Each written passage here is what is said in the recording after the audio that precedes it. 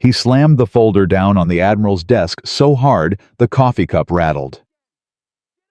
Every officer in that room froze. Commander Daniel Hayes, single father quietly stationed, universally ignored, stood there with red eyes and 2 years of buried evidence in that folder. "Sir," he said, voice low and controlled, "people are going to prison. The only question left is whether your name is in here too." No one in that room had ever taken Hayes seriously. That was their first mistake. And it was about to become the most expensive mistake in the history of Naval Station Harlo. Drop your city in the comments below. I want to see how far this story travels. And if you're new here, hit subscribe. You do not want to miss where this goes. The duffel bag hit the floor of the base housing unit with a dull, heavy thud. Daniel Hayes stood in the doorway for a moment, just looking at the room. Beige walls, a window with a broken blind that hung at an angle, a radiator that clicked and groaned like it was annoyed he'd arrived. The kind of quarters they gave officers they weren't sure what to do with yet. He'd lived in worse.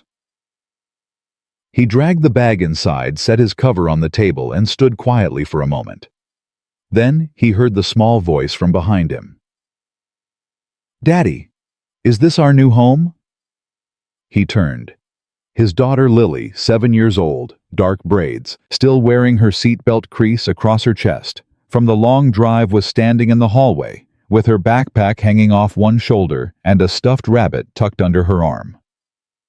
He crouched down to her level. "For now," he said.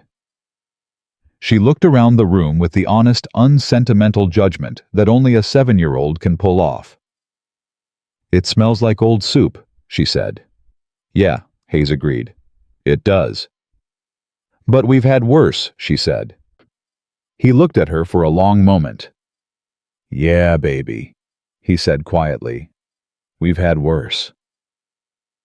Naval Station Harlo sat on the Virginia coast, the kind of base that looks impressive, from the highway flags, flying perimeter fences, jets threading the sky on training schedules, but functions on the inside like any large organization where people have been in place too long.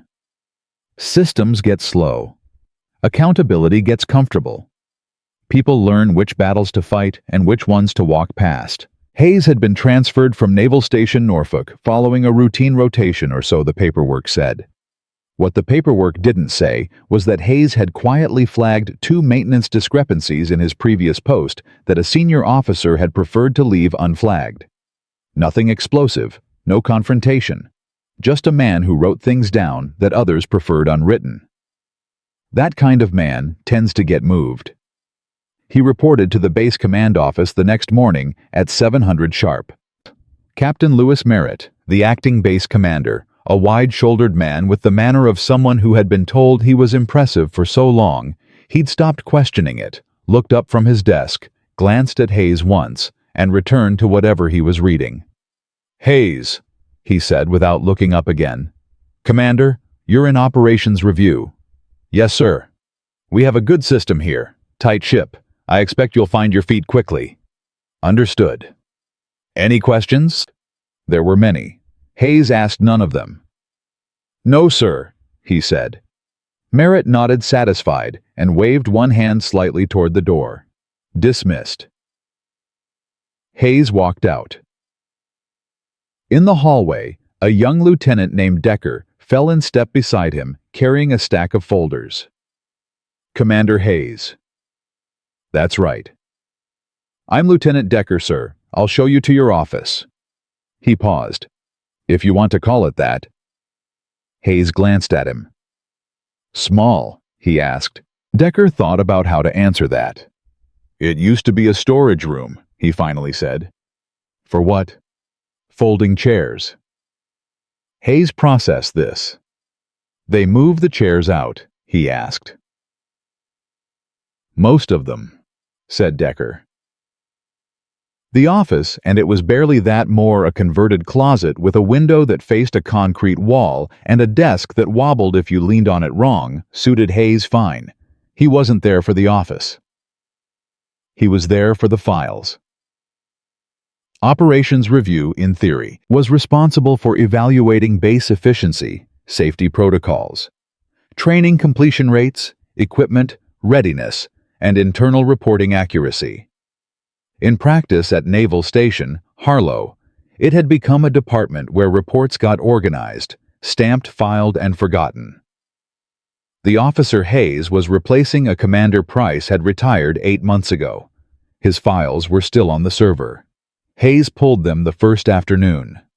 He sat at that wobbly desk door closed and read, "Damo," for 6 hours. When Decker knocked at 17:30 to let him know the building was mostly clearing out, Hayes didn't look up from the screen. "Commander Hayes, sir. It's nearly 6. "I know." A pause. "Sir, do you need anything?" Hayes finally looked up. "The maintenance log for Hangar 7. Last 3 years. Can you get me access?" Decker hesitated. "That's under facilities, sir. I'd have to." "Request it through me. Use my authorization code." Hayes handed him a slip of paper with the code already written out. "First thing tomorrow." Decker took the paper, looked at it, looked at Hayes. "Sir, can I ask, is everything okay? With Hangar 7, I mean." Hayes held his gaze for a moment. "I don't know yet," he said. "That's why I need the log." He picked Lily up from the base childcare center at 18:15. She ran to him the way she always did.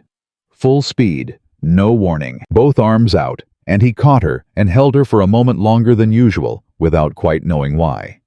On the drive back to the housing unit, she told him about a girl named Priya, who had a lunchbox shaped like a rocket ship, and about how they had done a project about weather, and about how the crackers at snack time were stale. "How stale?" he asked.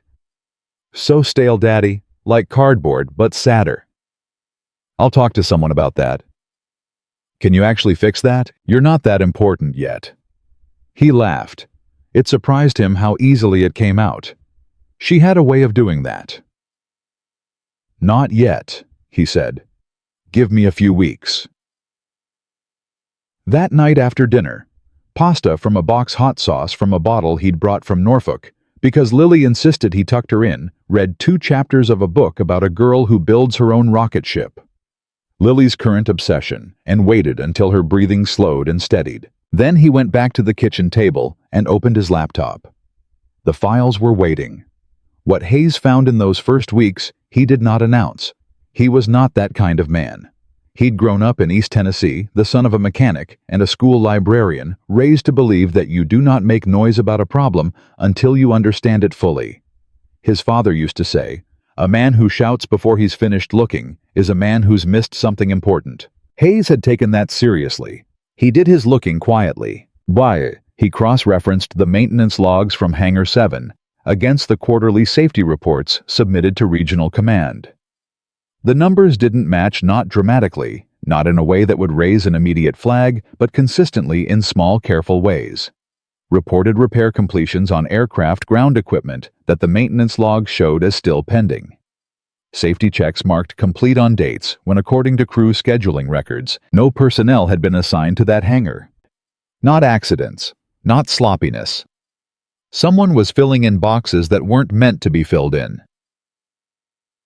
He widened the search. Training completion records were next. Naval Station Harlo had reported a 96% completion rate on mandatory damage control training for the previous fiscal year. Hayes pulled the individual completion records, not the summary, the individual records, and started counting. The real number was 71%. 25 percentage points of ghost completions, signed off by a chief petty officer named Garland, who Hayes hadn't met yet, and whose name appeared at the bottom of an unusual number of documents for someone 3 ranks below the people supposedly overseeing him. Hayes wrote everything down. Old habit. Paper, not just digital. His father had taught him that too. If it only exists on a screen, someone else controls whether it still exists tomorrow. By week 3, people had started to notice him, not because of anything he'd done visibly, but because he kept asking for records that other people hadn't asked for in years. The first pushback came from Commander Gerald Finch.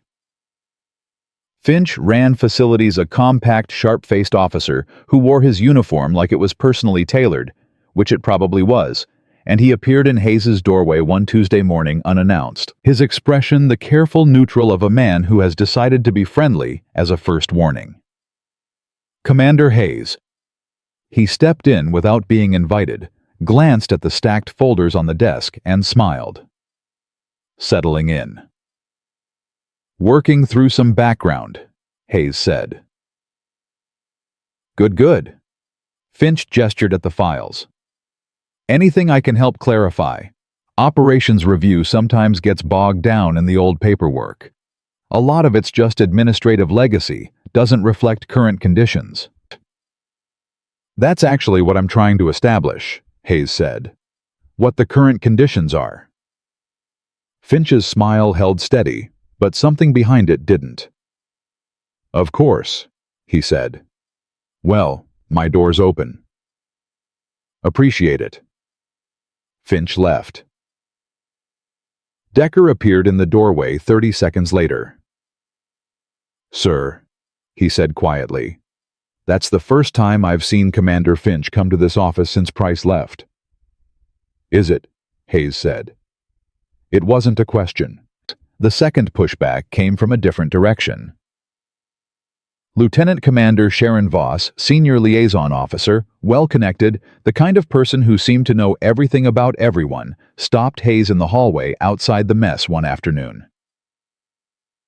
"Commander Hayes." Her smile was warmer than Finch's, but no less strategic. "I keep hearing your name in odd places." "I'm hard to place," he said. She laughed politely. "People are saying you're reviewing everything, going back years." "Operations review, it's in the title." "Of course." She tilted her head slightly. "Just some of the older files, the records from before Price, they're not always organized consistently. Could be misleading if you don't know the context." "What kind of context am I missing?" he asked. She paused. It was a short pause, but Hayes caught it. "Well, that's the thing," she said. "Context is relationship-based here. This base has a lot of institutional history. You'd really benefit from sitting down with some of the senior staff. Getting the full picture from people who've been here." "I'll keep that in mind," he said. He walked away. He wrote her name in the notebook that night with a question mark beside it. What none of them understood was this. Hayes wasn't new to being underestimated. He'd been underestimated his entire career, passed over for promotion twice once after he'd reported a contracting irregularity that was quietly resolved and never officially credited to him once after a fitness report that praised his work while describing him as not naturally leadership-oriented, a phrase that had stung him for about 2 weeks before he'd decided it was probably a compliment. He had been raising Lily alone since she was 3 years old. Her mother, Elena, had died of a brain aneurysm on a Wednesday morning, suddenly without warning, on a day when Hayes was 3 time zones away on deployment, and Lily was at a neighbor's house. He'd gotten the call at 4 a.m. He'd held himself together through the notification, through the emergency leave paperwork, through the flight home, through the funeral arrangements. He hadn't broken until the night after the funeral, sitting in the kitchen of the house in Norfolk at 2 a.m., with Lily asleep upstairs, when he'd realized that there was nobody left to call. That night had made him who he was. Not bitter, not hard, just quiet. Clear-eyed. Patient in the way that only people who've already survived the worst thing can be patient. He didn't need credit. He didn't need recognition. He needed to understand what was actually happening in front of him so that he could do what needed to be done. That was all. In week 4, he met Chief Petty Officer Garland. It happened in the hangar. Hayes had walked the length of Hangar 7 himself on a Thursday afternoon. no announcement, just signed out a vehicle, and drove over and found Garland near the back, supervising a parts inventory with 2 junior enlisted personnel. Garland was older than Hayes expected. Mid-50s, gray at the temples, the kind of face that had spent 20 years outdoors and didn't apologize for it. When Hayes introduced himself, Garland's expression went through 3 things in about 1 second: recognition, calculation, and a careful, practiced neutrality. "Commander Hayes," he said. "Heard you were in operations review." "You've been here long?" Hayes asked. 22 years on this base," Garland said, "give or take." "Long time." "Yes, sir." Hayes looked around the hangar slowly. He didn't rush it. "You run a tight inventory?" he asked. "Try to, sir." "Who signs off on your completion records at the end of the month?" Garland's jaw tightened slightly. "Depends on the month," he said. "Different officers rotate through." "But your name appears on a lot of them," Hayes said, "going back about 4 years." Silence. One of the junior enlisted personnel suddenly found something very important to look at in the opposite direction. Garland met Hayes's eyes. "I do what I'm told, Commander," he said quietly. "Always have." It was the most honest thing Hayes had heard since arriving at the base. He held the man's gaze. "I know," Hayes said just as quietly. "I can see that." He left the hangar. In the car driving back, he sat for a moment before starting the engine. "I do what I'm told." There was a difference, an enormous difference between a man who signed false records because he believed in the corruption and a man who signed them because someone with power had made it clear what happened to people who didn't. Hayes had seen both kinds. He knew how to tell them apart. Garland was afraid. The question was of whom. At night, Hayes fell into a routine that Lily had helped design without realizing it. Homework first, hers at the kitchen table while he made dinner. She was in 2nd grade and deeply serious about it. She checked her own work twice before showing him, which he found quietly extraordinary. Then dinner, then dishes, then the book. They were 3 chapters into The Rocket Ship Girl, and Lily had started making engineering suggestions that were probably not wrong. Then Lily's bedtime. Then Hayes's work. The table became his operations center.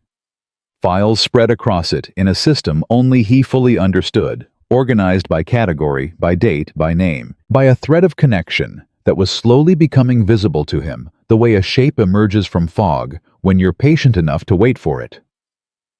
Defense contracts. That was where the thread led. He'd been following the maintenance falsification, the training record gaps, the buried complaint files. 3 separate complaints from junior personnel about retaliatory treatment, all closed without investigation, all bearing the signature of one Commander Finch, and he had expected them to converge somewhere. Organizations that protect bad information usually protect it for a reason. The reason here was money. Specifically, a series of maintenance contracts awarded to a private firm called Calder Marine Services, renewed annually for 7 years, with cost overruns approved each year by Facilities Command, Gerald Finch's department, in amounts that individually were below the threshold, requiring additional oversight. Individually. Added together across 7 years, the approved overruns totaled just under $4 million. Hayes sat at that kitchen table at 1:15 in the morning, the house completely quiet except for the radiator's complaints, and looked at that number for a long time. Then he opened a new page in his notebook. At the top, he wrote one name, and beside it, a second name, then a third. He looked at what he'd written, the shape of it, the weight of it. He thought about Lily asleep down the hall. He thought about 22 years in the Navy. He thought about his father in the driveway of the house in Tennessee, hands black with engine grease, telling him, "Son, when you find something broken, you don't leave it broken just because fixing it's hard." Hayes closed the notebook. He sat in the quiet for a moment. Then he picked up his pen, reopened to the same page, and began to write everything down from the beginning. Every document, every date, every number, every name, all of it. Because he was almost ready. And when Daniel Hayes was ready, when he had seen everything written, everything understood, everything, he was not the kind of man who stayed quiet. He was the kind of man who walked into a room and set a folder down on a desk hard enough to rattle the coffee cup. That moment was coming. They just didn't know it yet. The name he'd written at the top of that page was Gerald Finch. The second name was Captain Lewis Merritt. The third name he stared at the longest because it wasn't a person he'd met yet.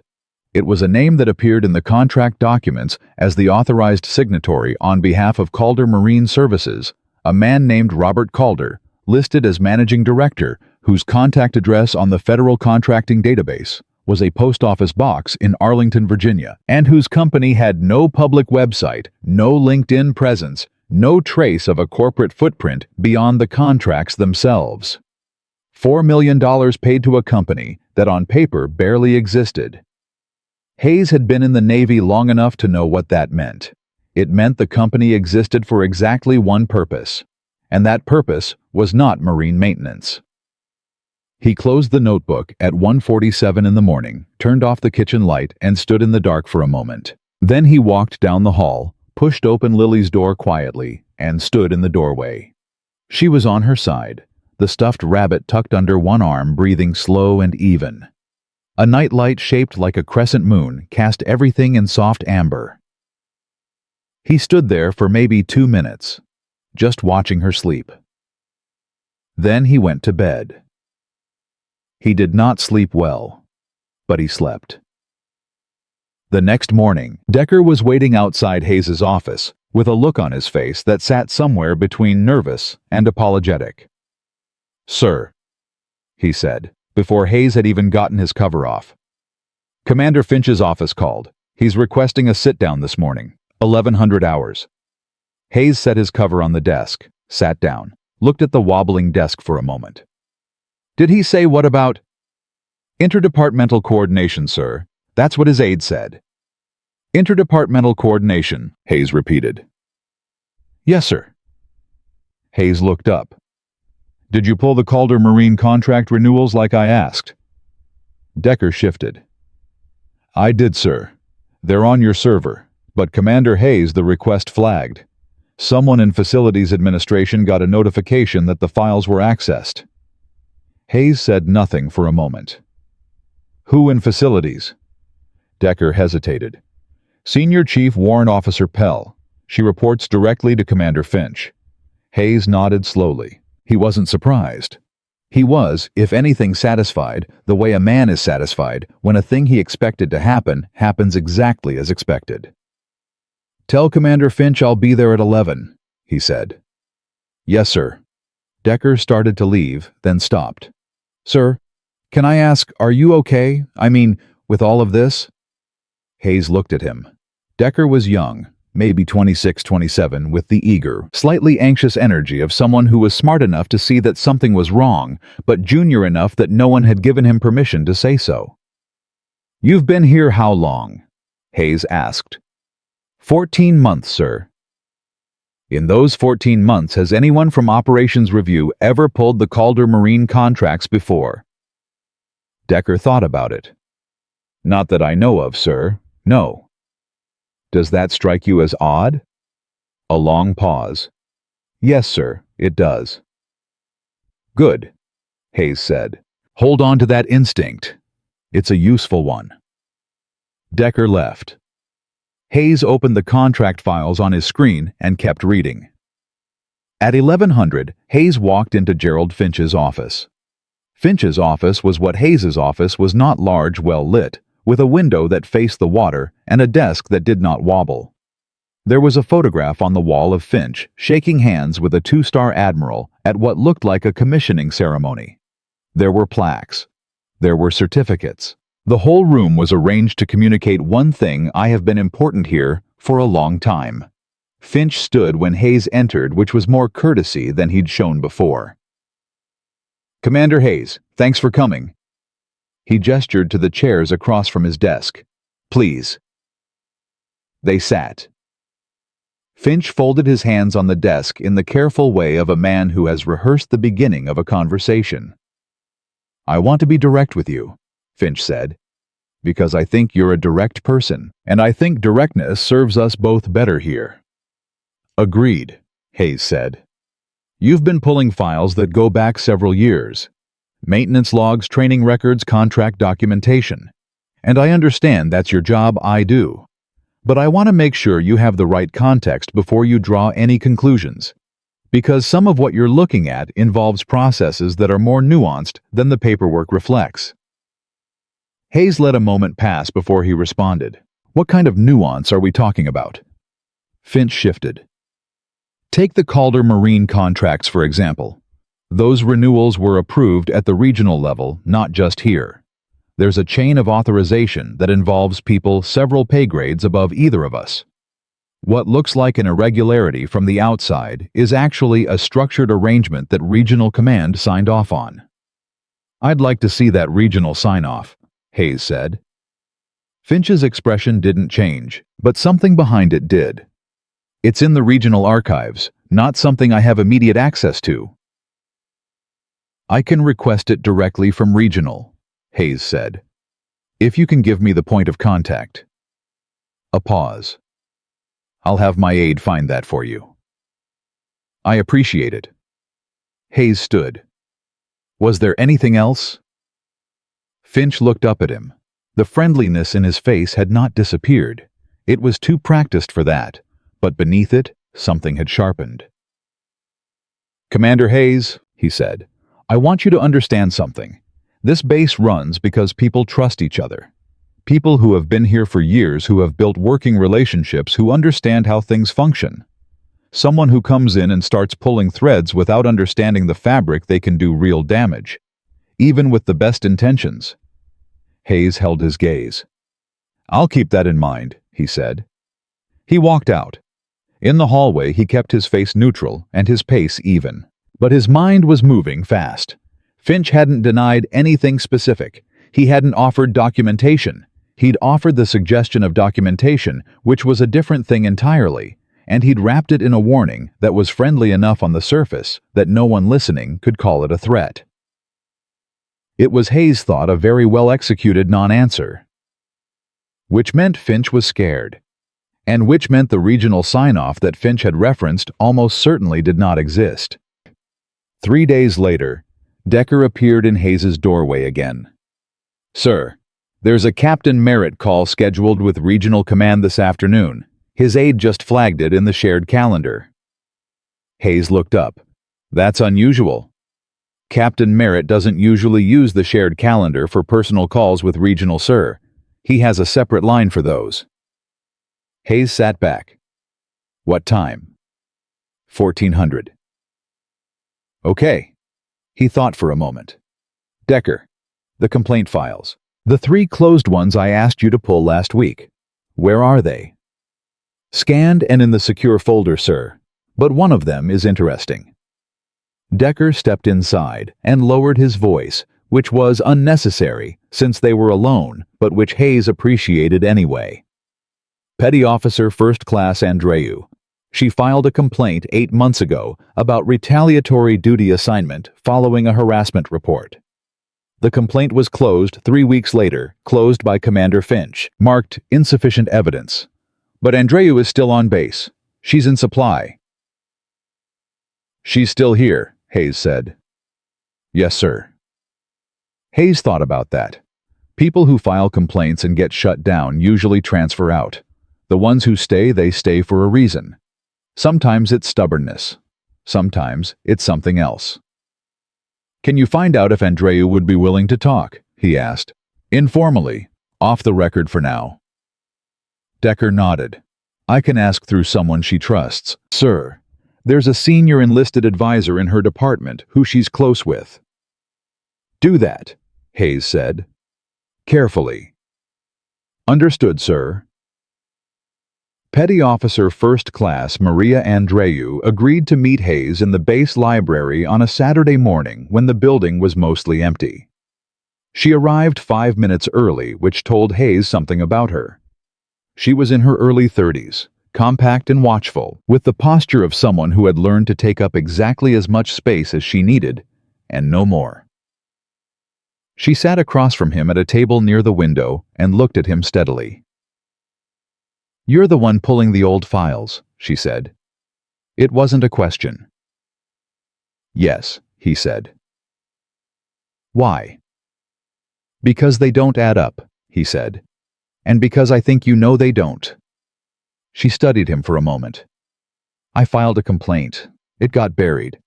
I know how this works, Commander." "Tell me what happened," he said. A pause. She looked at the table, then back at him. "My direct supervisor, Chief Warrant Officer Pell, reassigned me to overnight loading duty the week after I reported a harassment incident involving a senior officer. I filed the complaint.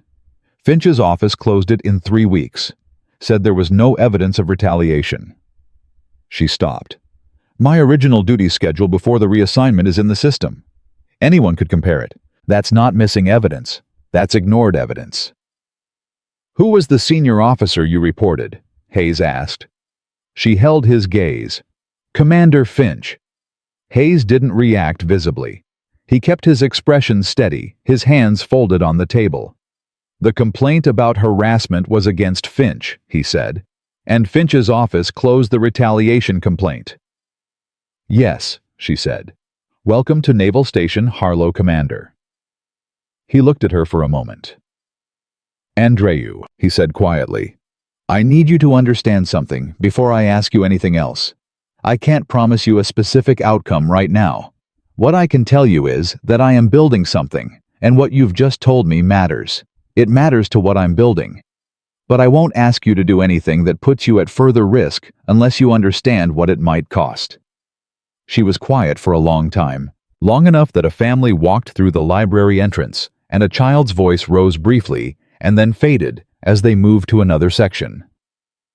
"My father served 24 years, she finally said. "Navy. He used to tell me that the uniform only means something if the people wearing it mean it too." She paused. "I didn't file that complaint because I thought I'd win. I filed it because I couldn't live with myself if I didn't." Hayes nodded. "I'll need a formal written statement," he said. "When you're ready. On your timeline." "How long do I have?" "Not forever," he said honestly. "But you have some time." She nodded once. "Okay." They both stood. She was almost at the door when Hayes spoke again. "Andreou." She turned. "You stayed," he said. "After the complaint got buried. Most people transfer out. Why did you stay?"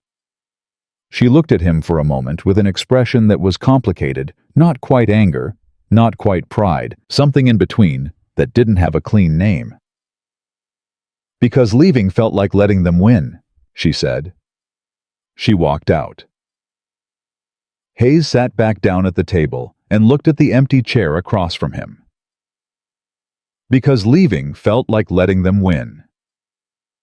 He thought about that for a long time. The call Hayes made that Sunday evening was to a man named Victor Holloway, currently serving as Inspector General Liaison for Naval District Washington, who had been Hayes's classmate at the Naval War College 11 years ago. They had not spoken in 3 years. Hayes had never called in a favor from Holloway in all those years because he hadn't needed to. He wasn't certain he was calling in a favor now. He was more precisely opening a door, letting Holloway know that a door might need to be opened, so that when the time came the hinges weren't cold. Holloway picked up on the third ring. "Hayes, it's been a while." "It has," Hayes said. "How's Sandra?" "Stubborn as ever. Kids are good. You still got that little girl." "Lily. She's 7 now." 7. A pause that contained something warm in it. "Time moves. What's on your mind, Dan?" Hayes was quiet for a moment. I'm at Naval Station Harlo. I know, saw the transfer notice. I've been reviewing operations. I've found some things, Victor. Things that are going to require a level of attention that goes above base command. A different kind of silence now. What kind of things? Falsified readiness reports, training record fraud, 3 buried complaints with a clear retaliatory pattern, and a contracting arrangement that's been running 7 years and has cost approximately $4 million in unauthorized overruns to a company that I can't find any legitimate record of. Holloway didn't respond immediately. Dan, he said carefully, do you have documentation? I have documentation for everything I just told you. Does anyone on base know what you have? They know I've been asking questions. They don't know how much I've put together. Another pause. Who's involved at the command level? I'm not going to say names on this call, Hayes said. I'll say that it reaches the base commander. Holloway was quiet for a long moment. Dan, I have to ask you something and I need you to answer me straight. Go ahead. Are you sure about this? Because what you're describing, if it's what you're saying it is, this is not something that gets walked back. Once you put this in motion at the IG level, it goes where it goes. It doesn't stop because someone decides it's gotten too uncomfortable. I know, Hayes said. And you're good with that. Hayes thought about Lily sleeping down the hall. He thought about Garland's face in the hangar. I do what I'm told, the face of a man who'd been trapped for years in something he hadn't chosen. He thought about Andreu sitting across from him in that library chair, steady-eyed and unbending. Victor, he said quietly. I've been in the Navy for 22 years. I have a daughter. I've done the math on what this costs. I'm good with it. Okay, Holloway said. Then listen to me carefully. Hayes listened. What Holloway told him took 37 minutes and fundamentally changed the shape of what Hayes was building.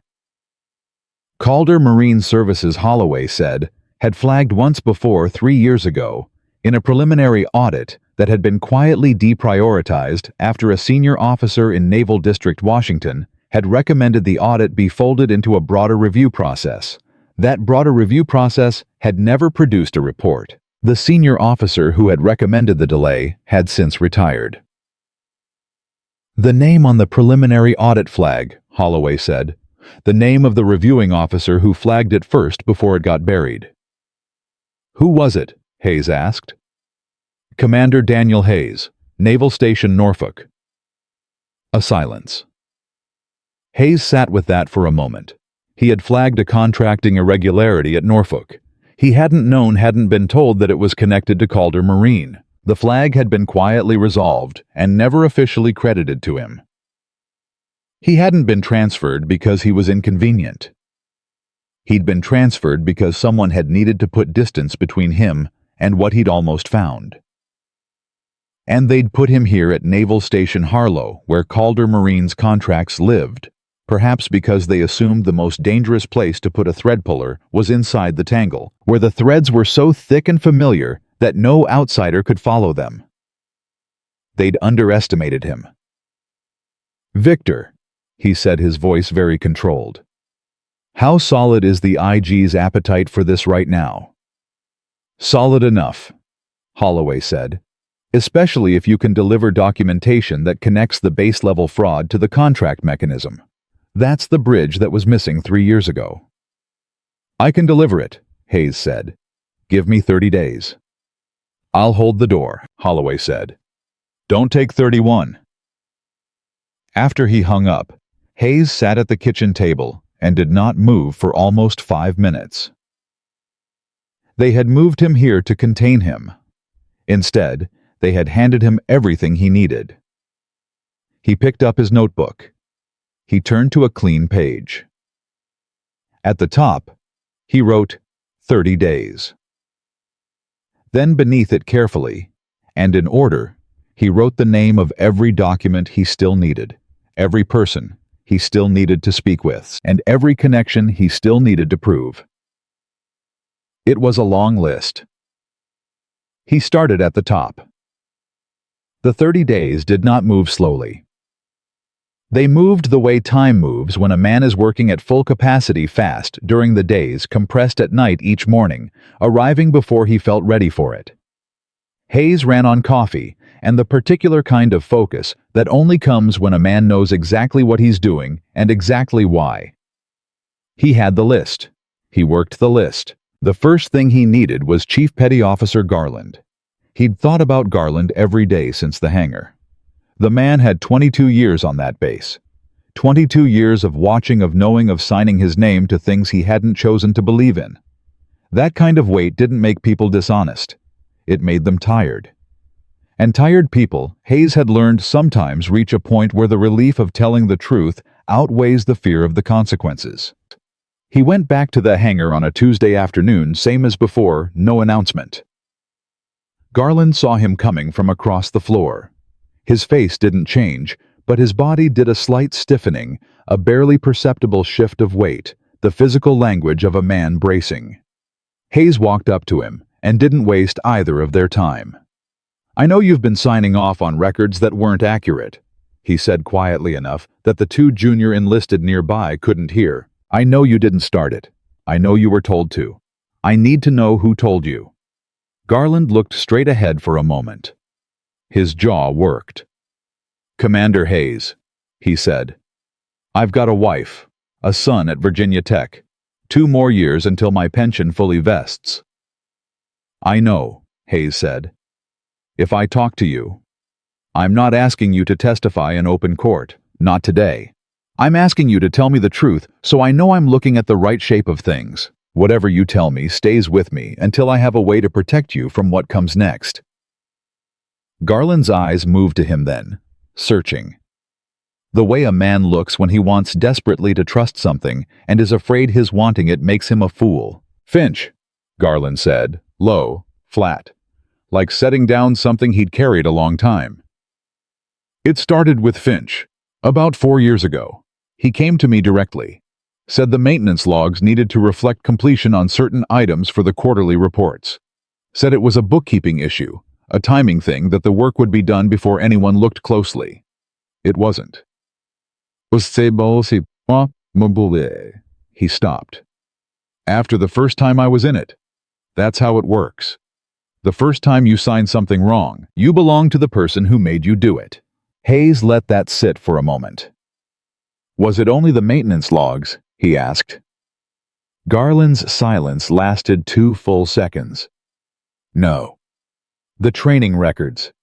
"Yes." "Garland, whose idea was the training record inflation?" A pause. "That came from higher than Finch." Hayes kept his voice level. "How high?" Garland looked at him with something that wasn't quite fear and wasn't quite resignation, and was something in between that Hayes recognized as the look of a man who has decided that the cost of continued silence is finally higher than the cost of speaking. "Merritt knew," Garland said. "He didn't sign anything. He never put his name on anything. But he knew." Hayes nodded once. He kept his face calm, though what he felt was not calm. It was the particular controlled intensity of a man who has just confirmed the last piece of a structure he's been building in the dark. "Thank you," he said. Garland looked at him. "What happens now?" "Now," Hayes said, "you go back to work. And you don't tell anyone we talked. Can you do that?" "For how long?" "Not long," Hayes said. "I promise you that." He left the hangar for the second time with his hands steady and his mind moving fast. Andreu delivered her written statement on a Thursday 9 days into the 30. She handed Hayes a sealed envelope in the base library, same table as before, with the same quiet steadiness she'd shown the first time. He thanked her. She nodded and left without asking him any questions, which told him she had decided to trust the process and didn't want to dilute that decision with details. He respected that. He secured the statement in his personal lockbox at home, not in the office, not on the base server, not anywhere that a notification to Senior Chief Pell's email could flag it, and added it to the documentation set that was growing week by week into something that had enough structural weight to hold up under scrutiny. The documentation was the spine. What it needed next was the connecting tissue. Specifically, the financial mechanism, the way the money actually moved from the Navy's contracting budget through Calder Marine Services and to wherever it ultimately went. This was what Hayes couldn't get from base files. The base files showed the payments going out. They did not show where the payments landed. That required Holloway. He called him on day 12. "I need financial tracing on Calder Marine," Hayes said. "The IG has subpoena authority. I need someone to use it." "Dan, we're not there yet," Holloway said. "I can't move on subpoena authority until you formally open a complaint with this office. Once you do that, it becomes official. And once it's official, the people you're looking at will know within 48 hours that there's an open IG investigation." "How?" Hayes asked. "Who tells them?" A pause on Holloway's end that said more than words. "That's the problem, Dan. We don't know yet. But someone in the chain has been very good at moving information in both directions for a long time. If they find out the IG is formally engaged before you've secured everything you need, they'll move to protect the paper trail. Documents get lost. Witnesses get transferred. You know how this goes." Hayes did know. "So what's the window?" he asked. "How do I get you what you need to open formally without triggering the warning system? Give me documented evidence of the financial fraud. The contracts and the overruns aren't enough. I need something that connects the payment mechanism to intentional misdirection, not just administrative error. Can you get that without going through the base server?" Hayes thought. "There's a federal contracting database. Calder Marine filed annual reports as a federal contractor. Those reports are public record. Those reports will show what Calder chose to disclose," Holloway said carefully. "Yes," Hayes said, "but there's a gap between what they disclosed and what the base paid them. And gaps have a way of meaning something when you put them next to the right other documents." A moment of silence. "How big is the gap?" "Between disclosed annual revenue and the base payments, about $2.3 million over 7 years. Holloway exhaled slowly. "Dan," he said, "if you can document that gap, clearly sourced documents, contracting database records, base payment logs, I can open formally on that alone. The financial tracing follows from there." "I can have it in 10 days, Hayes said. "Then have it in 10 days. On day 17, Lieutenant Commander Sharon Voss stopped Hayes in the hallway outside the command building. She was not smiling this time. "Commander Hayes," she said, "I think we need to talk, somewhere private." He looked at her for a moment. "All right." They walked to a small conference room.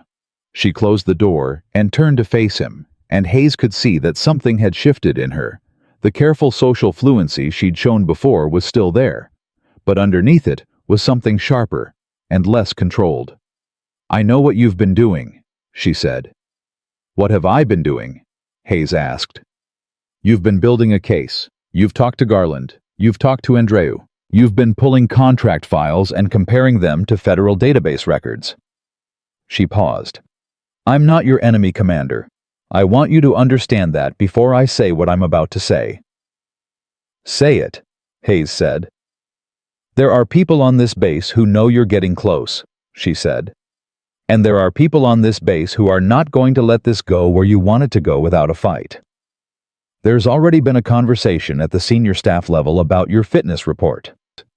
Hayes went very still. "My fitness report." "An early review, citing operational inefficiency and difficulty integrating into existing command culture." She said it the way someone says something ugly they've been forced to carry. "Finch drafted it. Merritt hasn't signed it yet." Hayes understood immediately what that was. It wasn't a fitness report. It was a preemptive discrediting instrument, If his professional record showed a poor review filed before any of his findings went official, then when the findings went official, there would already be a document in existence suggesting that Hayes was a troubled officer with an axe to grind. It was a clean, practiced move.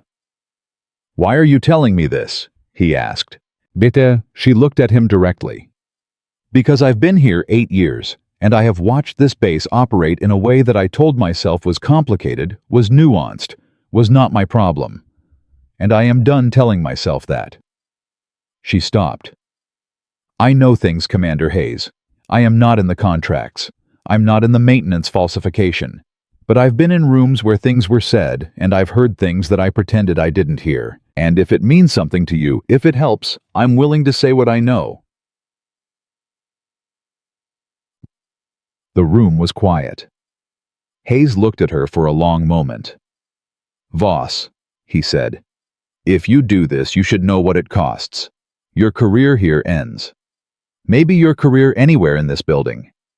The people you've worked with for 8 years will not forgive it." "I know," she said. "And you're still willing." She took a breath. "My mother used to say the thing you can't say is usually the most important thing in the room." She paused. "I have a lot of things I haven't been able to say for 8 years. I think it's time." On day 21, Hayes received a visitor. He was at his desk at 08:30 when Decker appeared at the door with an expression Hayes hadn't seen on him before. Wide-eyed, careful, the look of someone delivering information they don't fully understand, but know is significant. "Sir, there's an officer here to see you. He came directly to this office, sir. He's not base personnel." "Who is he?" "Rear Admiral James Whitfield, sir, Naval District, Washington." Hayes set his pen down very deliberately.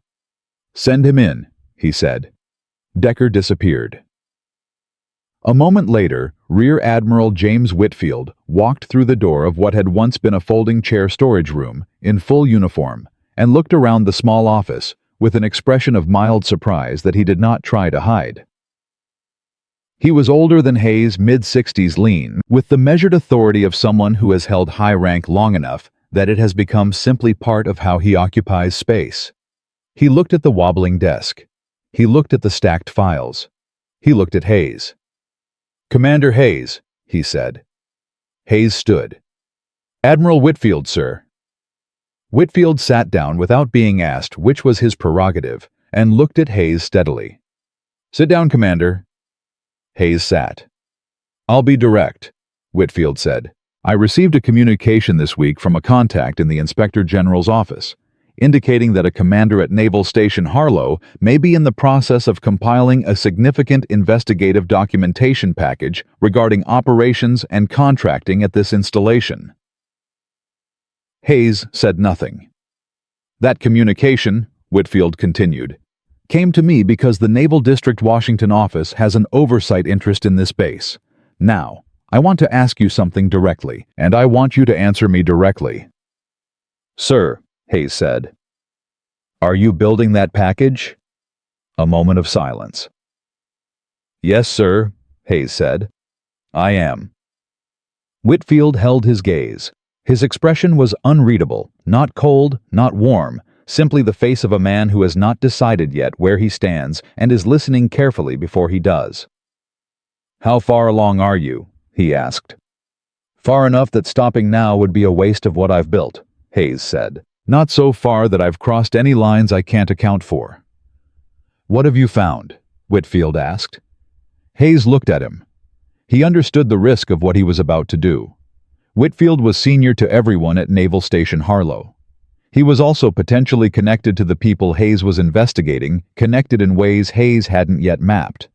Voss had told him there was a warning system, a channel through which information about IG activity had been moving back to the base. Hayes didn't know yet where that channel ran. But he had a read on people. He'd developed it over 22 years, and he trusted it the way he trusted his own hands. And his read on Whitfield was this. This was not a man who had come to shut him down. This was a man who had come to find out whether Hayes was the real thing. "Sir." Hayes said. "I'd like to show you something."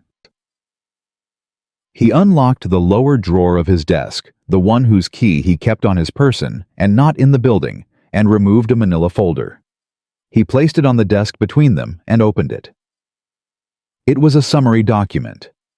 Not the full package. The full package was secured elsewhere, but a structured overview of findings, 12 pages organized the way Hayes organized everything, clearly chronologically source documented at every step. Whitfield read it. He read the whole thing without speaking. When he finished the last page, he closed it carefully and sat back and looked at the window that faced the concrete wall for a moment. Then he looked at Hayes. "You built this alone?" he asked. "With the help of 2 people on base who had the courage to talk to me," Hayes said. "And a contact at the IG office who guided me on the documentation standards." "Holloway," Whitfield said. Hayes didn't confirm or deny that. Whitfield almost smiled. "Holloway's good people. I went through war college with his mentor." He paused. "Commander Hayes, I'm going to tell you something and I need you to listen carefully." "Sir?" "What you have here is enough to open a formal IG investigation. It is also enough, if it goes wrong, if it gets out before it's properly secured, to get buried so deeply it never surfaces. The people named in this document have relationships that reach well past this base. I know that for a fact." "I suspected as much," Hayes said. "So here's what I need to know," Whitfield said. "How much time do you need to finish this?" Hayes blinked. That was not the question he'd expected. "Sir." "How much time," Whitfield repeated patiently, "to finish documenting the financial gap cleanly enough that it's airtight? You have the records comparison, but the payment mechanism needs one more source document. The Calder Marine Federal Disclosure from 3 years ago that was filed late after the audit flag. It's in the Federal Register archive.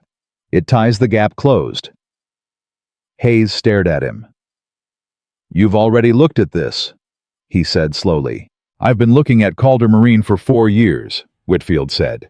"I was the officer who flagged the original audit and watched it get deprioritized over my head."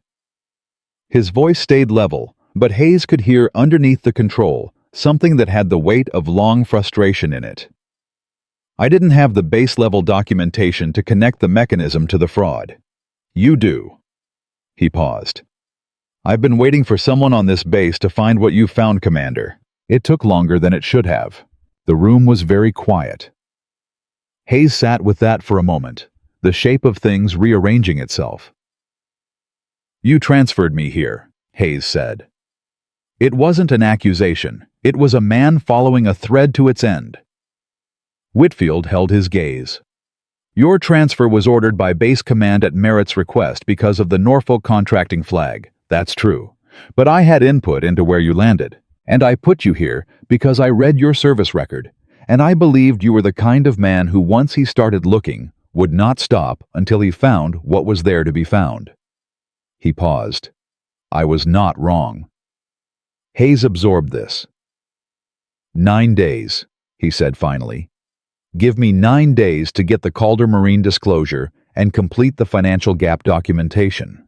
And I need Merritt's fitness report against me frozen, if that gets into my record before the formal investigation opens. It compromises the findings." "The fitness report won't be filed," Whitfield said. "I'll see to that personally." "And after 9 days?" Whitfield stood. He straightened his jacket. He looked at Hayes with an expression that was no longer unreadable. "After 9 days, he said, there is going to be a full command briefing at this installation. Required attendance for all senior officers.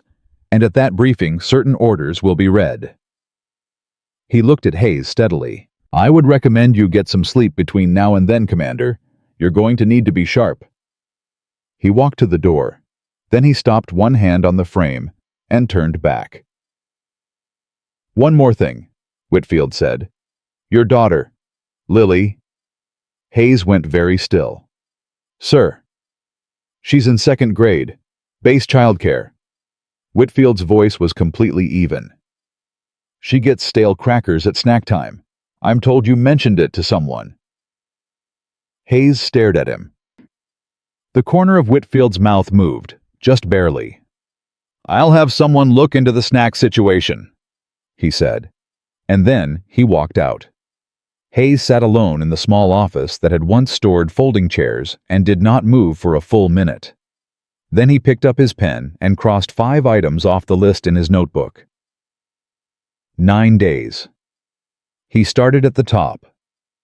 The 9 days were the longest of his career. Not because he was afraid. Hayes had moved past fear somewhere around day 21, when Whitfield had walked out of that office and left him sitting alone with the understanding that he had not been working in isolation after all. That what he'd built piece by piece at that kitchen table in the dark had been the missing half of something larger that a patient man at Naval District, Washington had been waiting 4 years to complete. That knowledge did not make him careless. If anything, it made him more careful, because now he understood the full weight of what was in motion and the full weight of what could still go wrong. He did not tell Decker about Whitfield's visit. He did not tell Voss. He did not call Holloway. He simply went back to work, and he worked with the particular quality of attention that a man brings to the last miles of a long journey. Every step deliberate, every detail checked twice, because this close to the end, the mistakes that matter most are the ones made by people who think they've already won. He pulled the Calder Marine Federal Disclosure from the Federal Register archive on day 23. It was exactly where Whitfield had said it would be filed late 3 years ago, 7 weeks after the statutory deadline, quietly lodged in a supplemental disclosure batch that most people would never think to check. The filing showed Calder Marine's reported annual revenue as $412,000. The base payment records showed payments to Calder Marine in that same fiscal year of $1,140,000. The gap was not a rounding error. The gap was not administrative imprecision. The gap was $728,000 in a single year that Calder Marine had received from the United States Navy and chosen not to disclose to the federal government. Hayes sat at the kitchen table that night and stared at that number for a long time. Lily was asleep. The radiator was complaining.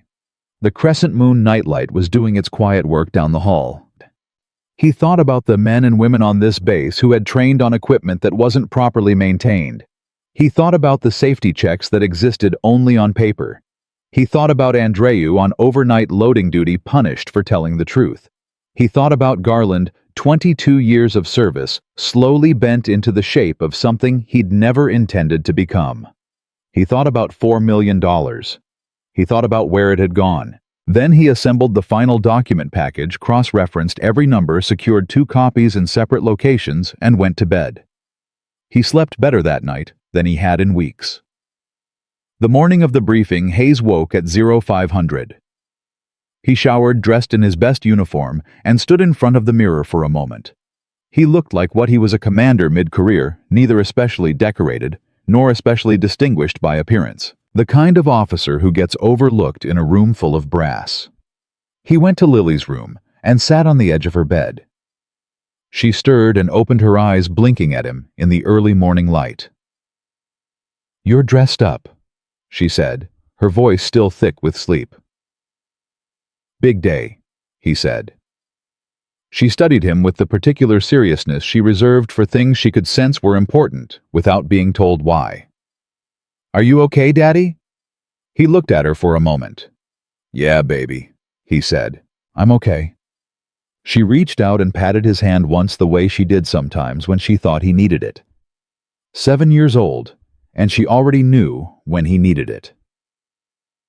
He kissed her forehead, took her to the childcare center, and drove to the command building. The briefing was scheduled for 0900 in the main conference room, the largest meeting space on base, used for full command assemblies. Required attendance had been issued for all officers at the rank of lieutenant commander and above. Hayes arrived at 0845 and took a seat near the middle of the room. Not at the front, not at the back, the middle. He watched the room fill. Finch came in at 0852 with his aide and took a seat near the front with the easy confidence of a man who expects to be near the front of any room he enters. He did not look at Hayes.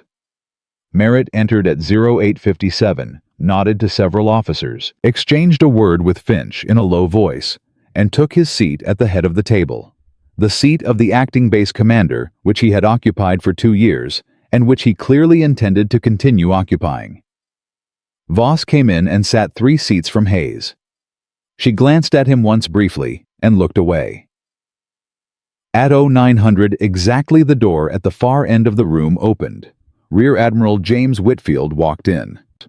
He was followed by 2 officers from Naval District, Washington that Hayes didn't recognize, and behind them a JAG officer carrying a file case. The room went very quiet. Merritt stood reflexively, the automatic response to flag rank entering a room, and in doing so, lost the compositional advantage of his position at the head of the table. He was standing in his own seat, suddenly uncertain whether to extend a greeting or wait for Whitfield to speak. Whitfield didn't wait. "Be seated," he said to the room, and the room sat. He walked to the head of the table and stood beside Merritt, who remained standing for a moment with nowhere natural to go, and then sat back down in a way that no longer felt like he owned the chair. Whitfield looked around the room with the slow, unhurried attention of a man who is in no rush because he has already decided what happens next. "This briefing will not run long," he said. "We have several items of formal business, and then some additional matters that will require the attention of specific personnel." He nodded to the JAG officer who opened the file case. "First, orders." The JAG officer read. What he read took 45 seconds. Hayes had known it was coming, and it still landed in the room like something physical, a pressure change, a shift in the air that everyone felt simultaneously. Effective immediately, Commander Daniel Hayes was promoted to the rank of Rear Admiral Lower Half by order of the Secretary of the Navy with assignment as Commanding Officer of Naval Station Harlo. The silence in that room had weight to it. Hayes felt every eye in the room move to him. He kept his own eyes on Whitfield and his expression level. He stood when Whitfield gestured. Whitfield pinned the star himself, a brief formal ceremony conducted without ceremony, right there at the conference table, and shook Hayes's hand. "Admiral Hayes," Whitfield said. "Admiral Whitfield," Hayes said. He sat back down. He did not look at Finch. He did not look at Merritt. He did not need to. The second part of the briefing was shorter and considerably less comfortable for several people in the room.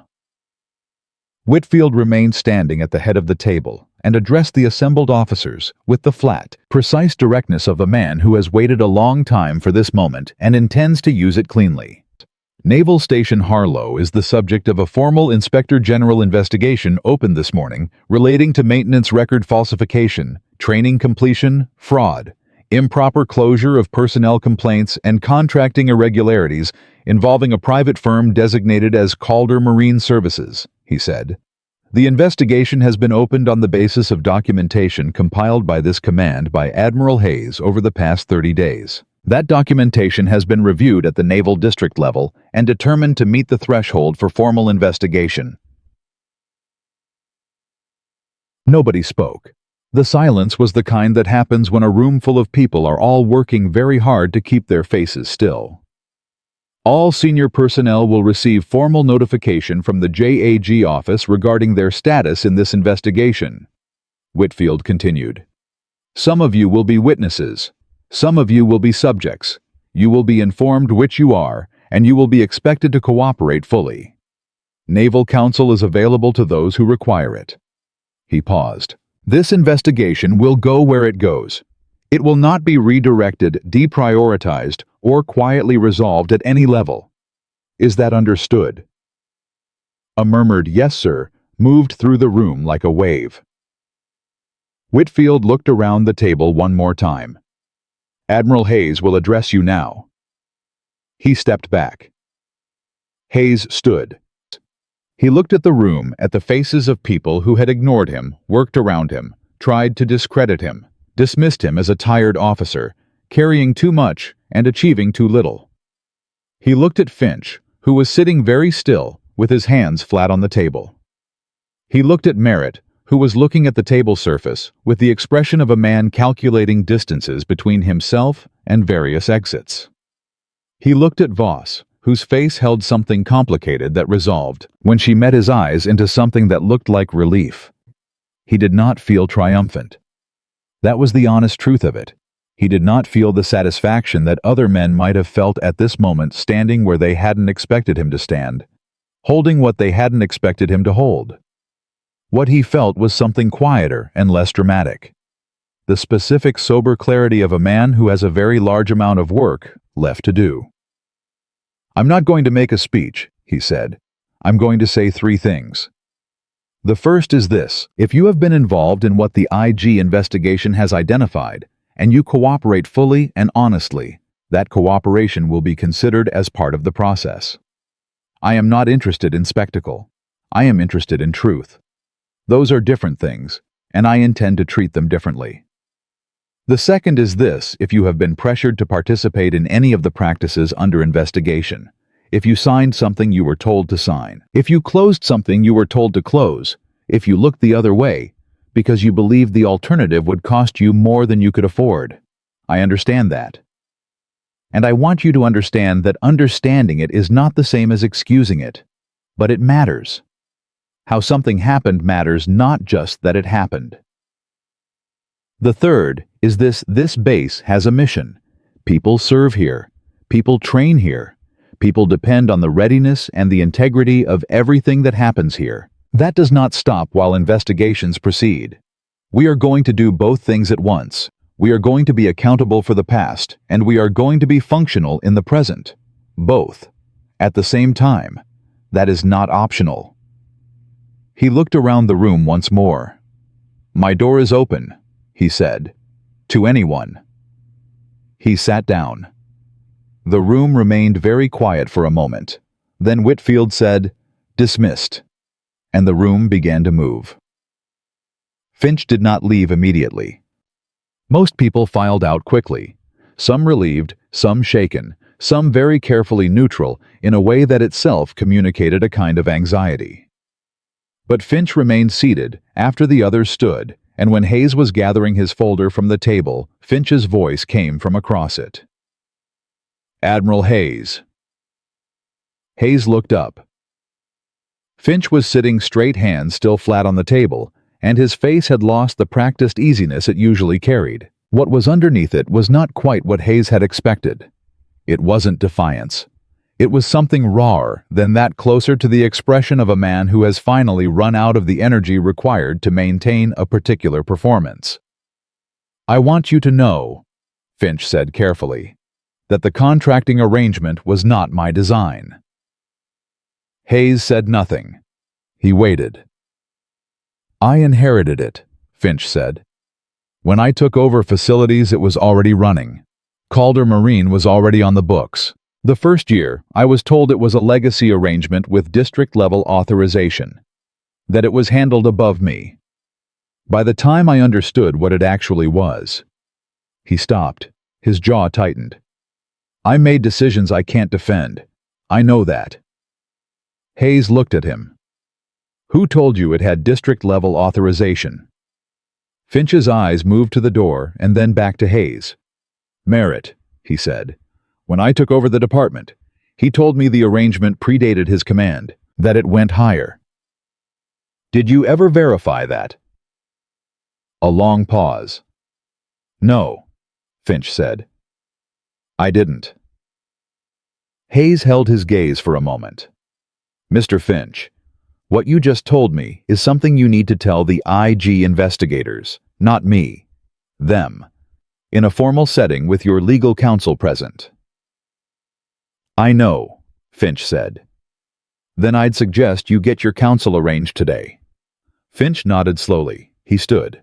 He straightened his jacket, which Hayes noticed was the same automatic gesture he always used, the armor adjustment of a man who had relied on his presentation for a very long time. Something about watching him do it now in this moment was different. Like watching someone reach for a shield they've just realized doesn't work anymore. "Hayes," Finch said quietly, "not Admiral." Hayes noted. "Just Hayes, as if the formality between them had somewhere in the last 10 minutes dissolved. For what it's worth, I knew what you were doing from the second week, and I thought... He stopped, started again. I told myself you wouldn't find enough, that you didn't understand how deep it went, that someone like you coming in from outside couldn't possibly... He shook his head. I was wrong, he said simply. Hayes said nothing for a moment. The complaint against you, Hayes said finally, from Petty Officer Andreu. Finch closed his eyes briefly. Yes. When you closed that complaint, did you believe there was insufficient evidence, or did you decide insufficient evidence was the finding you needed? The silence that followed that question lasted a long time. The second one, Finch said quietly. Hayes nodded. Get your counsel, he said again. Finch left. Merritt was waiting for Hayes in the hallway outside Hayes's new office, which was no longer the converted chair storage room, but the base commander's suite at the end of the second-floor corridor. The transfer of the office had been immediate and procedural, handled by a yeoman with an expression of tightly contained astonishment, while Hayes stood in the hallway with his single manila folder and waited for someone to hand him the right key. Merritt was leaning against the wall outside the door, and when Hayes came down the corridor, he pushed off the wall and stood straight in the automatic posture of a man reporting to his commanding officer. The posture cost him something. Hayes could see that. Admiral Hayes, Merritt said. His voice was controlled, but the control was visible like a hand pressed over a wound.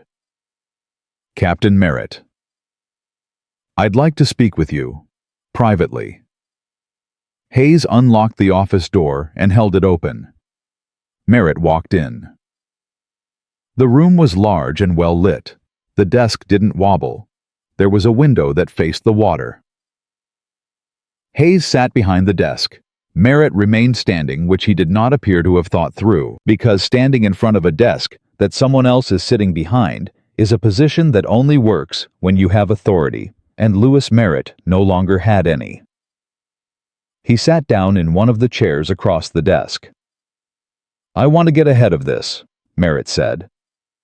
Okay, Hayes said. The contracting arrangement, the Calder Marine contracts.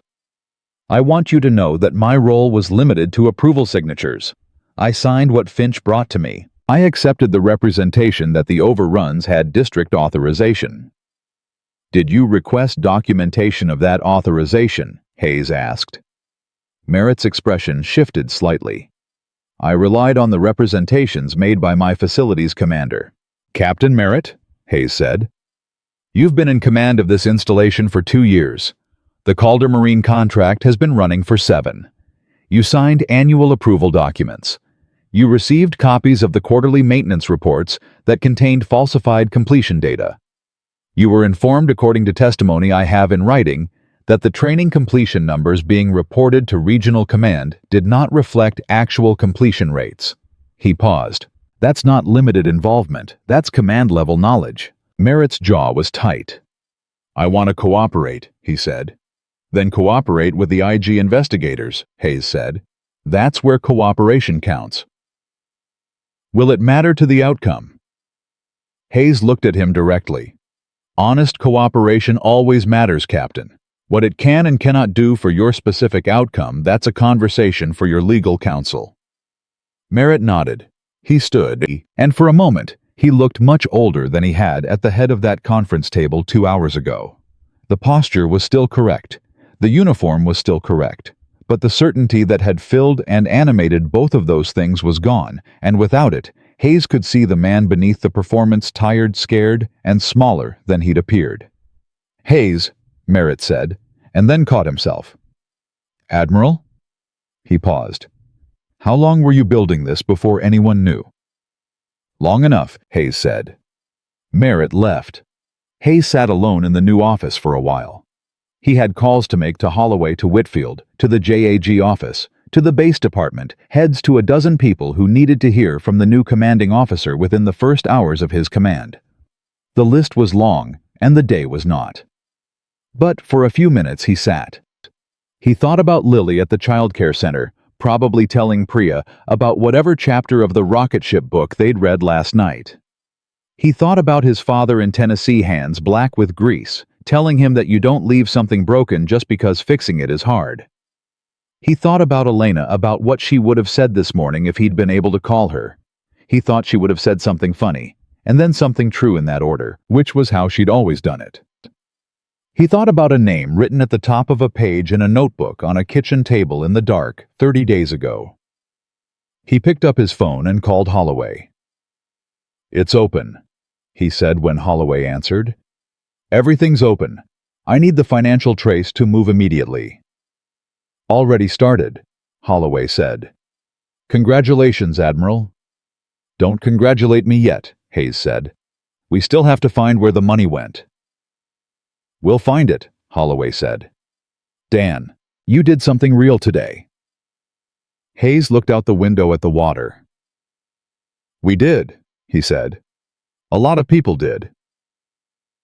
He hung up and reached for the first folder on the desk. The work was not finished. It was in the most important ways just beginning. But he was ready for it. He had always been ready for it. He opened the folder and started to read. The financial trace took 11 days. Hayes knew it would take time. Money that has been moving carefully for 7 years does not reveal itself quickly, even under subpoena. And so he used those 11 days, the way he'd used every other stretch of time in his career. He worked what was in front of him while waiting for what was coming. What was in front of him was a base that had been run for years, on the assumption that accountability was optional and that the people at the bottom of the hierarchy existed primarily to absorb whatever the people at the top preferred not to deal with. Changing that assumption was not a matter of issuing a memo. It was not a matter of holding a meeting. It was a matter of showing up every day and behaving in a way that made the assumption untenable. He started with the maintenance backlog.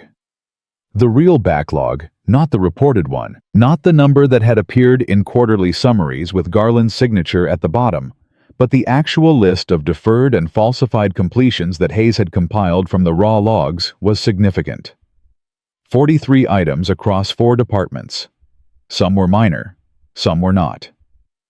2 involved aircraft ground support equipment that had been marked complete for safety certification purposes, while the actual certification work remained undone. Hayes called the department chiefs into his office individually.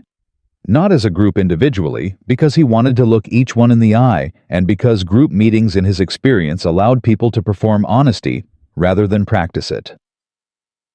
Chief Petty Officer Garland came in on the second day. He sat across the desk with his hands on his knees and the expression of a man who has been carrying something heavy and is not sure whether he's about to be asked to put it down or to carry it further.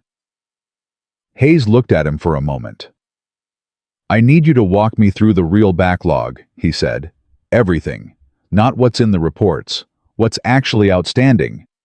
You know this equipment better than anyone on this base. I need your eyes on it." Garland was quiet for a moment. "Sir, my cooperation with the IG investigators does that. Asterisk."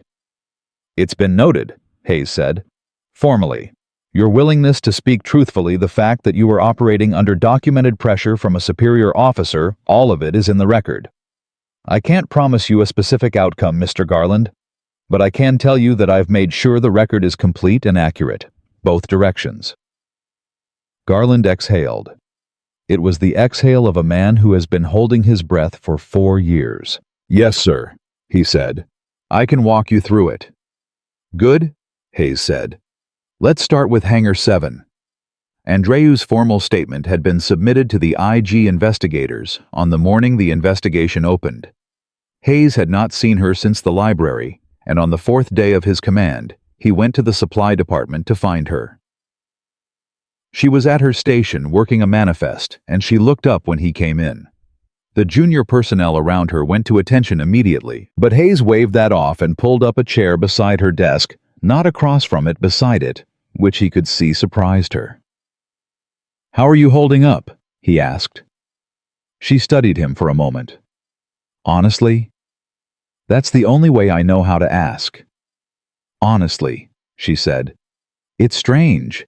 I've been here 8 months since the complaint got buried, and every day I came in and did my job and pretended the thing that happened didn't happen. And now suddenly, everyone knows it happened, and I don't know what to do with that, with people looking at me differently. She paused. Some of them look at me like I broke something. Some people always think the person who names the problem caused it, Hayes said. She nodded slowly. My father warned me about that. He was right to. Hayes looked at her directly. Andreu, what happened to you here was wrong. The investigation will reflect that clearly. But I want to ask you something separate from the investigation. Sir. What do you want? Not from the process, from your career, from your time here. What do you actually want? She seemed surprised by the question, the specific personal weight of it. She thought about it seriously, which he appreciated. I want to do my job well, she said finally. I want that to be enough. I want the people I work with to trust that I'm here because I earned it. Not because of what I filed, not in spite of it. Just that I'm good at what I do, and that matters.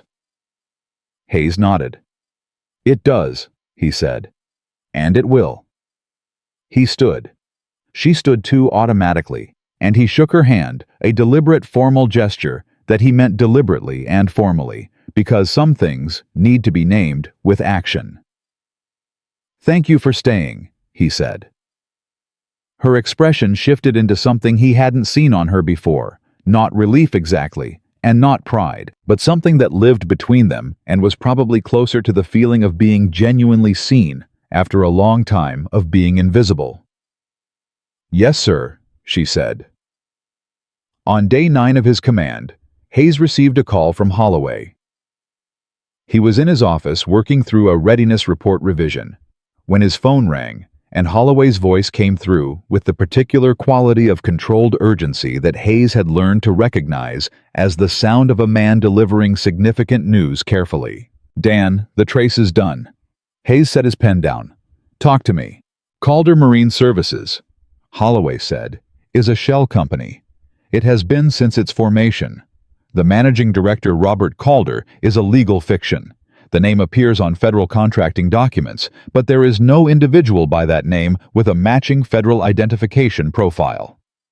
The company was incorporated in Delaware 12 years ago by a registered agent firm that has since dissolved. The beneficial owners are behind 2 additional corporate layers, both in the Cayman Islands. Can you pierce the layers? Hayes asked. We did, Holloway said. It took a Treasury FinCEN request and 48 hours of very focused attention from people who are very good at this. The beneficial ownership of Calder Marine Services traces to 3 individuals. One of them is a retired Navy officer. One of them is a defense industry lobbyist. And one of them, Holloway paused. Dan, one of them is a sitting member of the Senate Armed Services Committee. The office was very quiet. Say that again, Hayes said. A sitting United States Senator, Holloway said. Specifically, a senator who sits on the subcommittee that oversees naval contracting appropriations. Hayes sat with that for a long moment. He was aware of his own breathing. He was aware of the water visible through the window. He was aware of the particular silence of a man who has just understood the full shape of something that is much larger than the room he's sitting in. Victor, he said. How solid is this? Airtight, Holloway said. The documentation chain is complete. Treasury is already in contact with DOJ. This is no longer just an IG investigation, Dan. This is a federal criminal matter. It went to Maine Justice this morning. Hayes exhaled slowly. Who knows? At the IG level, 4 people including me. At Treasury 3. At DOJ, the relevant section chief and 2 deputies. Whitfield was briefed an hour ago. The senator does not know yet that we know, Holloway said. That changes in approximately 72 hours when DOJ files under seal. Does the senator have anyone on base? Anyone who might have been feeding information back? A pause. We believe so, yes. We believe the warning channel you and I discussed, the one that allowed base leadership to stay ahead of previous audit attempts, ran through a civilian contractor embedded in base administration. That individual has been identified, and their access has been quietly suspended as of this morning.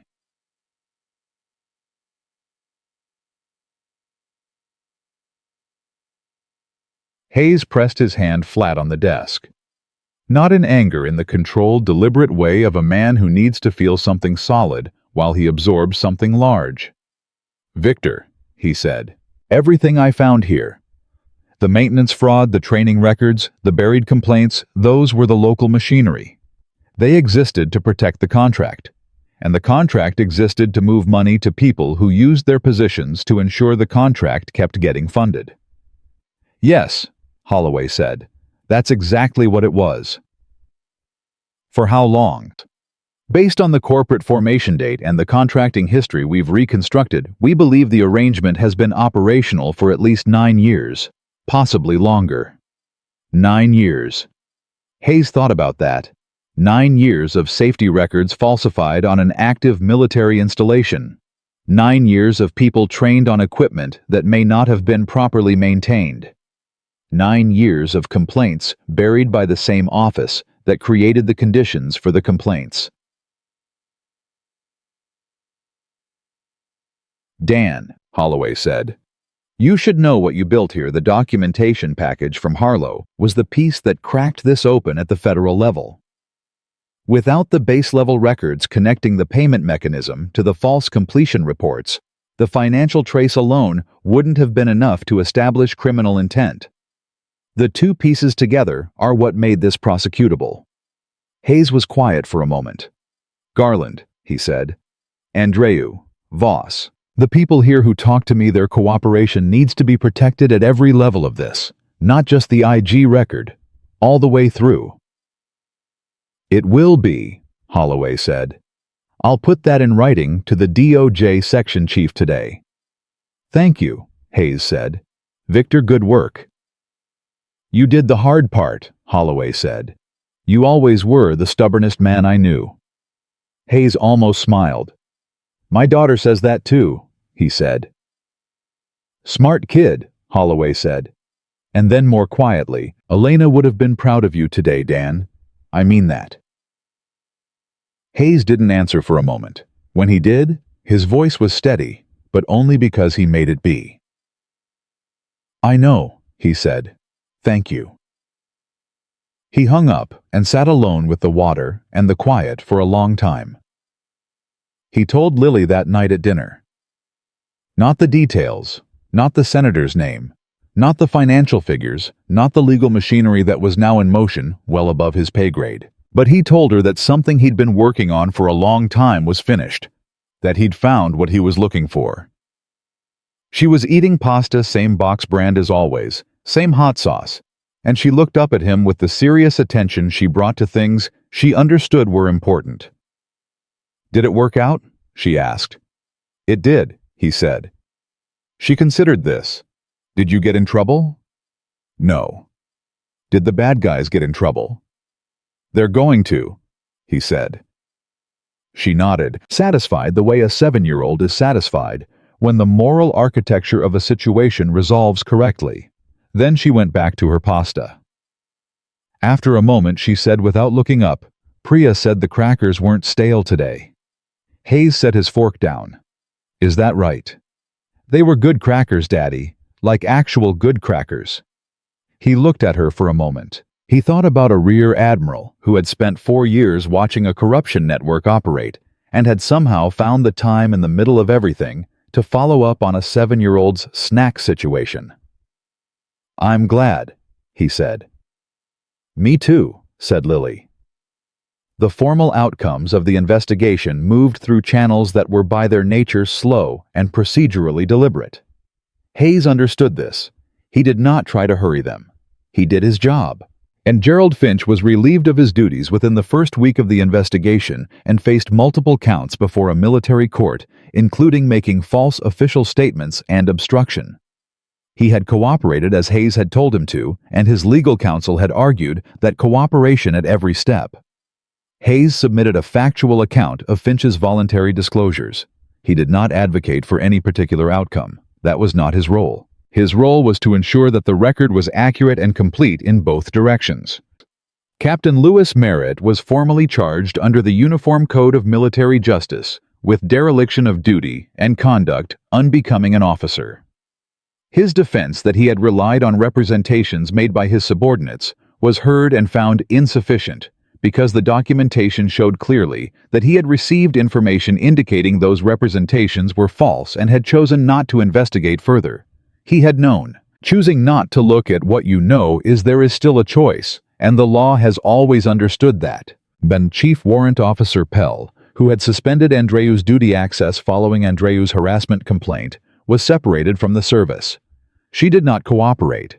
Hayes noted this in the record factually and without commentary. The civilian contractor who had been feeding advance warning to the network's external principals was referred to DOJ for prosecution on federal conspiracy charges. The two corporate layers between Calder Marine and its beneficial owners were formally pierced under Treasury authority, and the company was dissolved. The senator's name became public 6 weeks after Hayes's conversation with Holloway when the DOJ filing was unsealed. Hayes was in his office when it broke across the news feeds. He read the headline, read the first 2 paragraphs of the story, closed his browser, and went back to the readiness report he'd been working on. Niente. It was not his job to watch that part. His job was the base. 3 months after the briefing, Naval Station Harlo had changed in ways that were both visible and invisible. The visible changes were practical. The maintenance backlog had been cleared, every outstanding item documented and completed under proper certification. The training completion records had been rebuilt from the raw data. Real numbers replacing the inflated figures, and a remedial training schedule was running for departments where the gap between reported and actual completion had been significant. The complaint review process had been restructured. Voss, who had stayed and whose knowledge of the base's institutional history turned out to be invaluable, had helped design a new intake process with independent review that removed the possibility of a subject reviewing a complaint against themselves. The invisible changes were harder to name but easier to feel. Hayes noticed them in small things. Officers who had previously communicated in the careful, hedged language of people who have learned that information is dangerous started speaking more directly in meetings. Junior personnel, who would previously have routed everything through formal channels to avoid any appearance of stepping out of bounds, began cautiously to raise concerns through the new process. Not in large numbers, and not without hesitation. 7 years of a particular culture doesn't dissolve in 3 months. But the beginning of something different was visible to anyone paying attention. Hayes was always paying attention. He walked the base most mornings. Not inspections, he had people for formal inspections. He walked in the way that a person walks when they want to understand a place deliberately, without an agenda, stopping to talk to people at their workstations in the hallways in the mess. He did not announce these walks. He did not bring an aide. He went alone with his coffee and his unhurried attention, and over time people stopped being surprised to see him and started simply talking to him. A petty officer in the maintenance department told him one morning, while they were both looking at a newly certified piece of ground equipment, that his crew had started a log. A voluntary log kept in a shared folder that every member of the crew could access and contribute to documenting every maintenance action in real time. "No one asked us to," the petty officer said. We wanted there to be a real record that anybody could look at." Hayes looked at the equipment, and then at the petty officer. "How long have you been running it?" he asked. 6 weeks, sir." "Is it working?" The petty officer considered this with the seriousness it deserved. "Yeah," he said. "It is. People actually know where things stand. No surprises." Hayes nodded. "Keep it running," he said. "Yes, sir." That was the kind of change that didn't appear in any report and couldn't be ordered into existence by any rank. It grew when it grew from the particular soil of a place where people had started to believe that telling the truth was worth the trouble.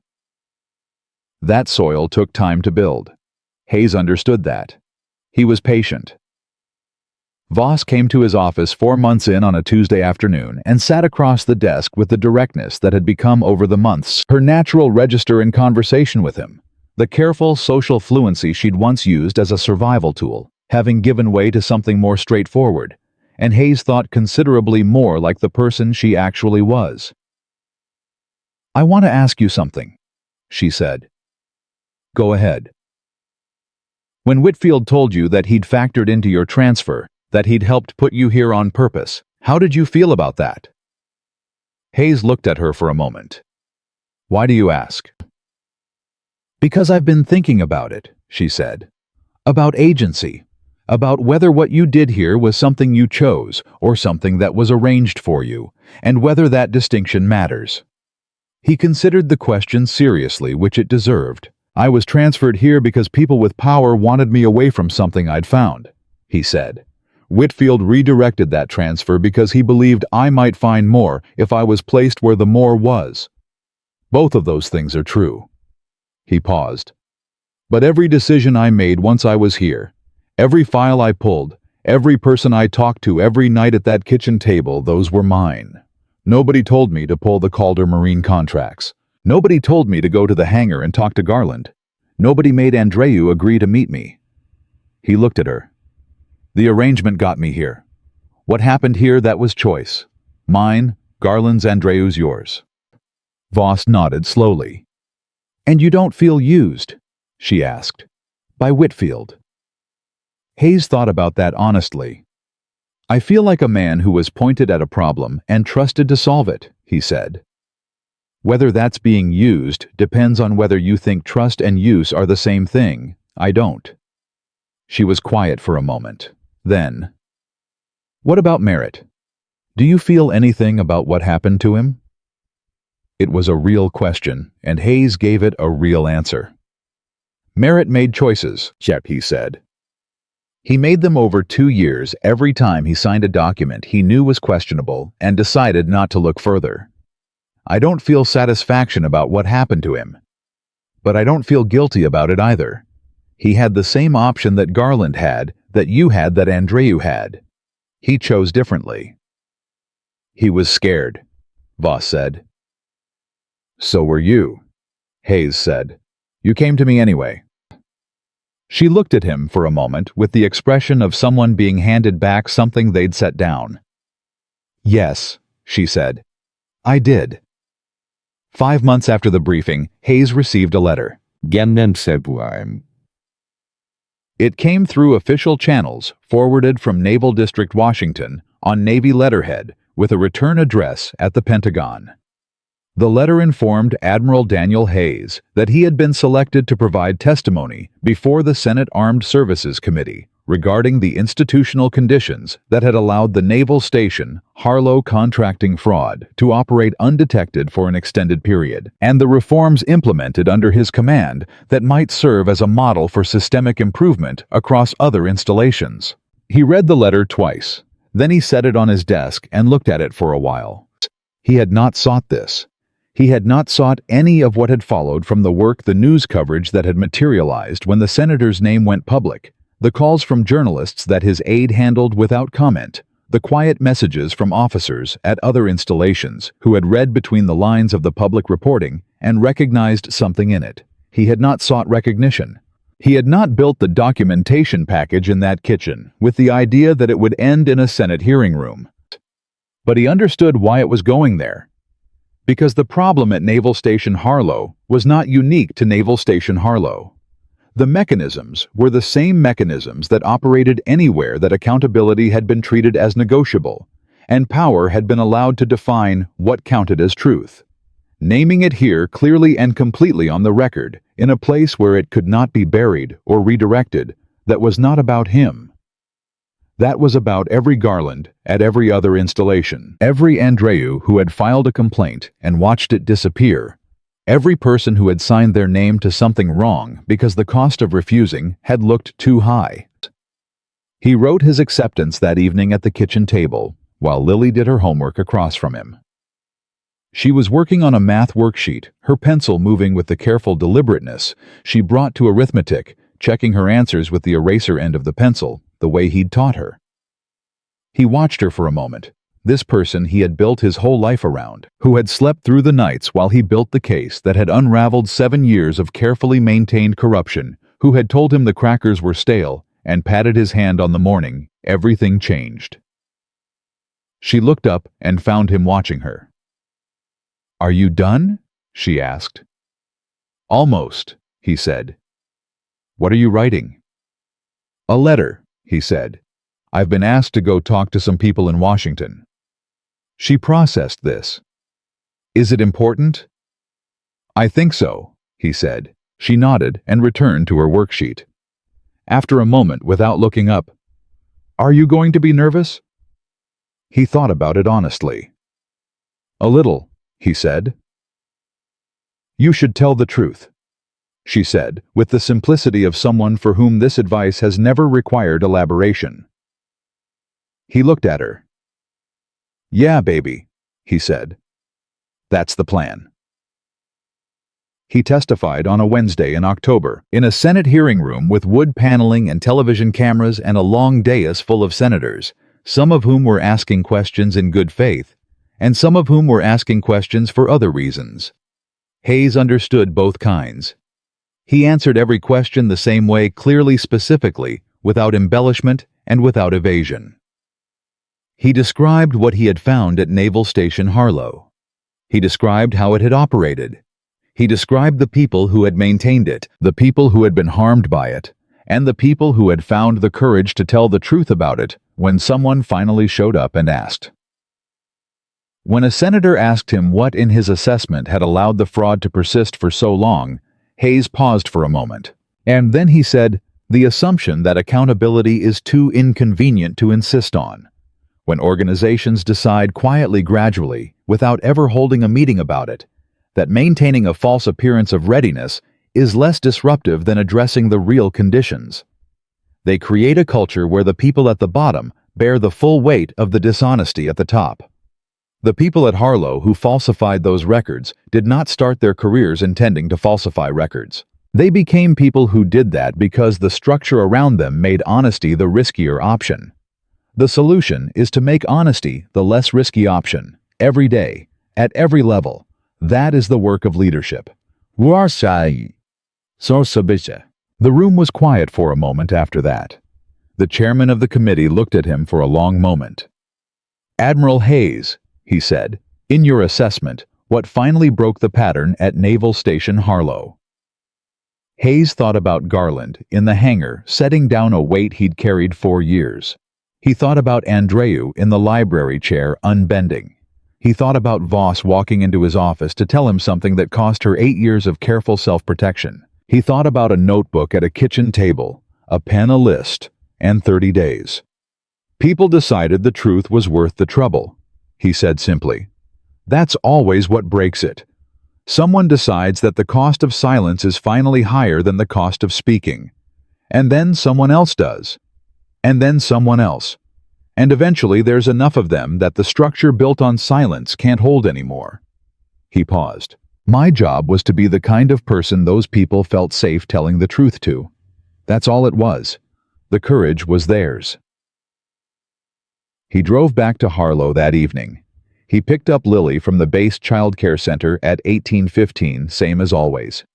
She ran to him the way she always did, full speed, no warning, both arms out, and he caught her and held her for a moment. "How was it?" she asked, her voice muffled against his shoulder. "Good," he said. "Did you tell the truth?" "Every word," he said. She pulled back and looked at him with the serious satisfaction of someone receiving a confirmed report. "Good," she said. On the drive back to the housing unit, not the converted chair storage room anymore, the proper command quarters, which still smelled faintly of institutional paint, but which Lily had declared acceptable because the window faced a tree, she told him about a project on the water cycle, and about how Priya had a new lunchbox that was shaped like a submarine instead of a rocket ship, which she considered a lateral move at best. He listened. He asked questions about the water cycle project. He offered no opinion on the submarine lunchbox. That night after the pasta after the dishes, after 2 chapters of the rocket ship girl, who had in the current chapter successfully launched her rocket despite 17 previous failures and the sustained skepticism of everyone around her, after Lily was asleep with the rabbit and the crescent moon, nightlight doing its quiet work, Hayes stood in the doorway of her room for a moment. He thought about what he'd said in that hearing room. He thought about whether he'd meant it. He had meant every word. Because it was true, the courage had been Garland's. Andreus Voss's. All he had done was show up, pay attention, write things down, and refuse to leave until he understood the full shape of what he was looking at. Refuse to accept that the false version of the records was the real version. Refuse to be convinced that the people who said nothing was wrong were the people to trust. He had simply refused to look away. That was the whole of it. He turned off the hallway light and went to bed. And on Naval Station Harlo on a Tuesday night in October, in the hangar and the supply department and the command building and the base childcare center, where the crackers were no longer stale, something that had been broken for a long time, was slowly, carefully, in the particular unhurried way that real repair always moves, becoming whole. Not because a powerful man had willed it so, not because rank had demanded it, but because one quiet, overlooked, entirely underestimated father had shown up with a worn duffel bag and enough patience to wait until he understood everything and enough integrity to refuse to pretend he didn't. That was what it had always taken. That was what it would always take. Not noise, not decoration, not the performance of power. Just a man who saw clearly, told the truth, and would not walk away from it.